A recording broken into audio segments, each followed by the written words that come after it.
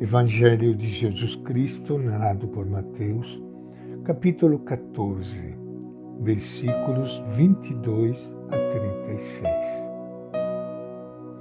Depois que a multidão comera até saciar-se, Jesus obrigou os discípulos a entrar na barca e ir adiante dele para a outra margem, até que ele despedisse as multidões. Depois de despedi-las, Jesus subiu a montanha sozinho para rezar. Quando chegou o fim da tarde, ele estava aí sozinho, e a barca já se encontrava bem longe da terra. Era batida pelas ondas, pois o vento era contrário. De madrugada, Jesus foi até eles caminhando sobre o mar. Vendo Jesus que caminhava sobre o mar, os discípulos ficaram espantados e disseram: "É um fantasma", e gritaram de medo. Jesus, porém, logo lhe disse: "Coragem, sou eu, não tenha medo." Então Pedro lhe pediu: "Senhor, se és tu, manda-me ir ao teu encontro caminhando sobre as águas." Jesus disse: "Venha."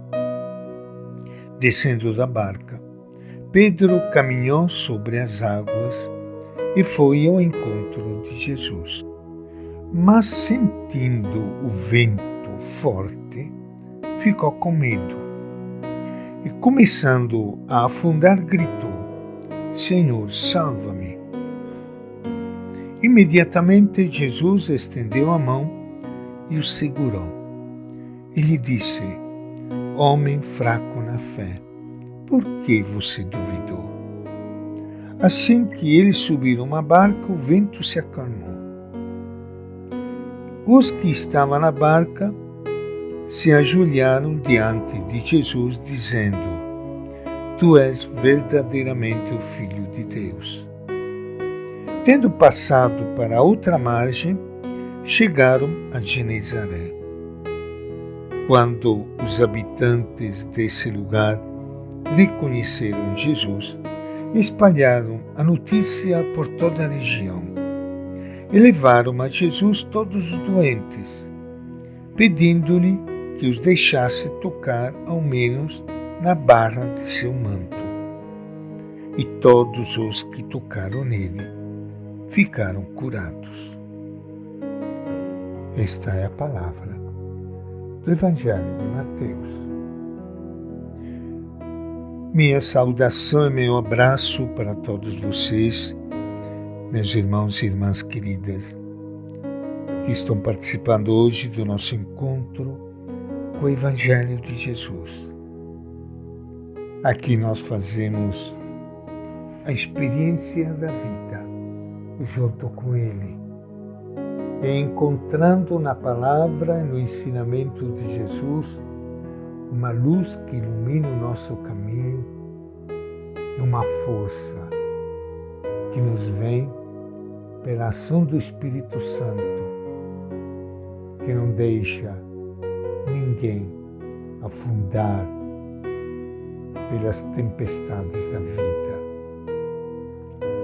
Aproveitando os momentos difíceis de suas idas e vindas pelo lago da Galileia, Jesus certamente educava seus discípulos para enfrentar tempestades futuras mais perigosas.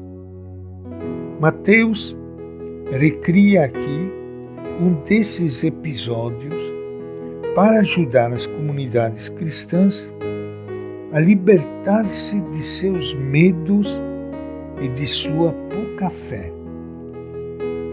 Os discípulos estão sós. Desta vez, Jesus não os acompanha. A barca deles está bem longe da terra, muito distante dele, e um vento contrário os impede de voltar. sós e com medo da tempestade, o que podem eles fazer sem Jesus? A situação da barca é desesperadora. Mateus fala das trevas da noite, da força do vento e do perigo de afundar nas águas. Com esta linguagem bíblica, conhecida por seus leitores, vai descrevendo a situação daquelas comunidades cristãs ameaçadas de fora pela hostilidade e tentadas de dentro pelo medo e pela pouca fé. Não é esta também a nossa situação hoje? Era às 3:06 da madrugada. Jesus se aproxima deles andando sobre as águas. Mas os discípulos são incapazes de reconhecê-lo. O medo os faz ver nele um fantasma. Os medos são o maior obstáculo para reconhecer, amar e seguir a Jesus como Filho de Deus que nos acompanha e salva na crise. Jesus lhes diz as palavras que eles precisavam ouvir. Coragem, sou eu. Não tenhais medo. Quer transmitir-lhes sua força, sua segurança e sua confiança absoluta no Pai. Pedro é o primeiro a reagir. Seu modo de agir, como quase sempre, é modelo de entrega confiante e exemplo de medo e fraqueza. Caminha seguro sobre as águas, depois fica tomado de medo. Vai confiante até Jesus, depois esquece sua palavra, sente a força do vento e começa a afundar. Na igreja de Jesus entrou um medo e não sabemos como libertar-nos dele.